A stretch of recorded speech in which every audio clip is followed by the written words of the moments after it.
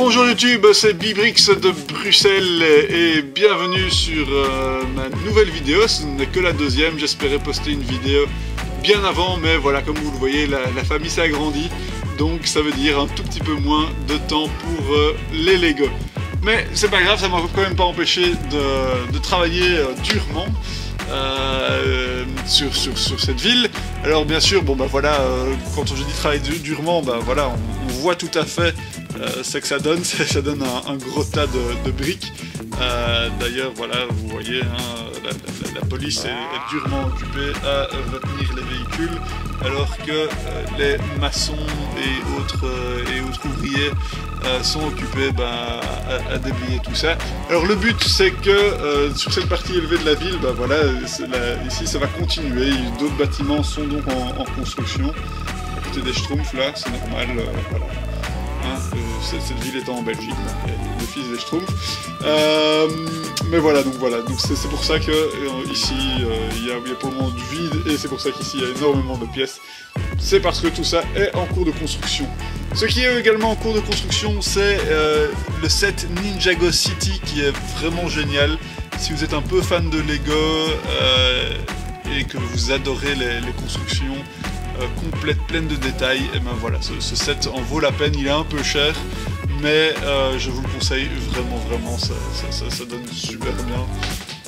Donc voilà, donc ça fait que toute cette partie de la ville est en pleine évolution, en pleine mutation, et ça va vraiment donner super bien. Bon bah, d'une part, j'ai enfin terminé le petit mur ici, donc ça commence enfin à avoir un peu de...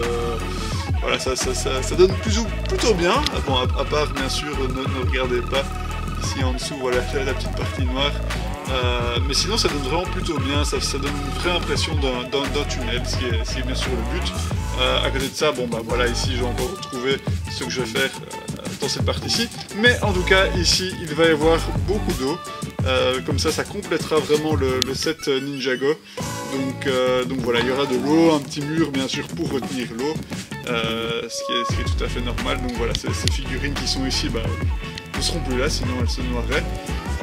Donc voilà, ça va vraiment donner très bien dans cette partie-ci. Et puis ensuite, je vais acheter plus ou moins, j'espère avant la fin de l'année, le temple Ninjago qui sera ici.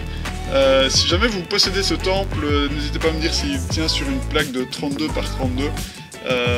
Parce que sinon ça contrarierait tous mes plans si jamais ce n'est pas le cas, parce que le but c'est vraiment donc de le mettre ici, retourner, et donc d'avoir cette espèce d'endroit un peu secret par lequel on accède via le petit fleuve ici.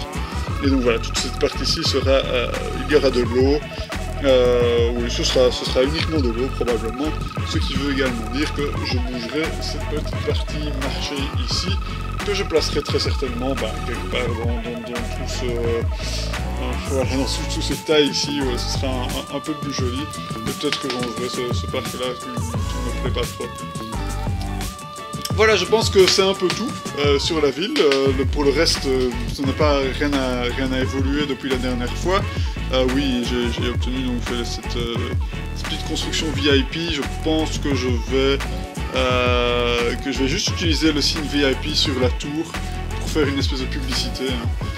Comme cette partie ici.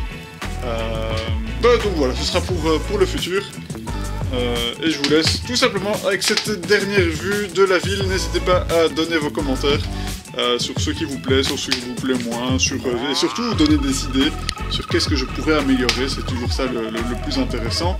Ah oui, voilà, le poste de police ici, bon il est là pour le moment, mais c'est tout à fait temporaire. C'est juste pour donner un peu de contenance à cette partie élevée de la ville qui est encore donc en pleine évolution. En tout cas, un grand merci d'avoir regardé cette vidéo, et j'espère vous voir bientôt.